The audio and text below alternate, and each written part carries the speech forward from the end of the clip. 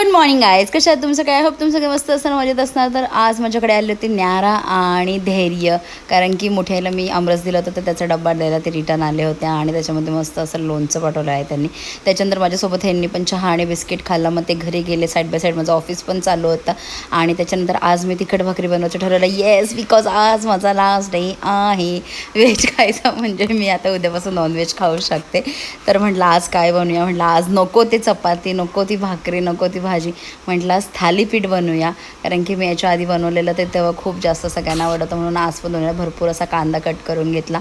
त्याच्यानंतर त्याच्यासाठी जिरं, मिरची आणि लसूणचं बारीक वाटण केलं, ते टाकलं. त्याच्यानंतर ह्याच्यात मी सगळं पीठ टाकलं, ज्वारी, बाजरी, गहू, तांदळाचं आणि बेसन पीठ, हे सगळं पीठ टाकलं. ह्याच्यात मस्त मिक्स करून घेतलं.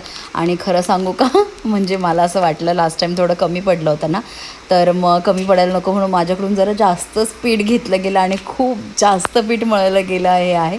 आणि तरी प्रतीक अचानक मागे येऊन मला बोलत होता, बोलतो तू नक्की किती जणांसाठी करते? 10-20 जणांसाठी करते का एवढं पीठ मळते?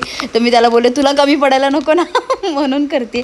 पण ॲक्च्युली माझ्याकडून खरंच जास्त चुकून पीठ झालं होतं. मी विचार केला खरंच कमी पडायला नको, सगळेजण मस्त पोट भरून आणि मन भरून खातील, बिकॉज थालीपीठ खायला जाम मजा येते. पण मला ना ॲक्च्युली शिळं थालीपीठ खायला जास्त आवडतं, ते पण चहासोबत. तुम्हाला आवडतं का मला नक्की सांगा. घरी म्हणजे आम्ही उरलं ना की सकाळी थालीपीठ एकदम कडक असं गरम करायचो, कडक कडक असतं ना तसं, आणि ते चहासोबत खायचं खूप मस्त लागतं.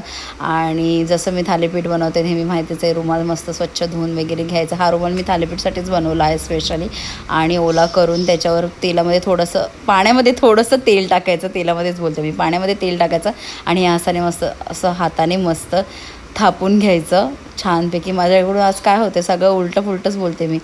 आणि मस्त तवा गरम करायचा, तेल टाकायचा आणि ही अशी भाकरी फटकने टाकायची. आणि बघा, तुम्ही बघू शकता आपली तिखट भाकरी म्हणजेच थालीपीठ रेडी आहे मस्तपैकी. मी 2 तवे ठेवले ते ह्याच्यावरून म्हणजे फटाफट होतील म्हणून. आणि त्याच्यानंतर मग त्याच्यावर दही तूप लावून खायचं, म्हणजे व्हाईट बटर मस्त लागतं, खूप टेस्टी. मेगाच टेस्ट केला, इतकं भारी झालं, इतकं भारी झालं, तर खूप भारी. That's it for video. Okay bye guys, उद्या भेटू. Bye bye.